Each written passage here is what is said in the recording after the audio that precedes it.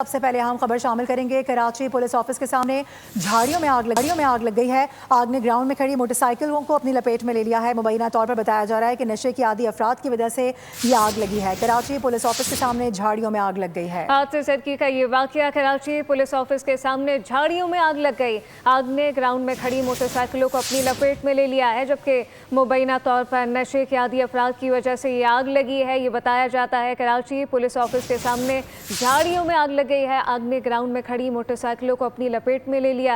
आतिशदगी का ये वाकया फुटेज में वाज़ेह तौर पर देखा जा सकता है। मुबैना तौर पर नशे के आदी की अफराद की वजह से ये आग लगी है। बताया जाता है कराची पुलिस ऑफिस के सामने झाड़ियों में आग लग गई।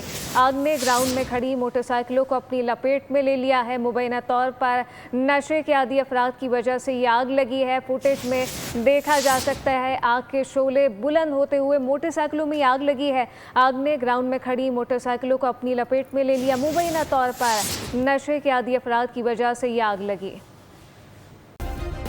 सब्सक्राइब करें और बेल दबाएं ताकि कोई खबर रह न जाए।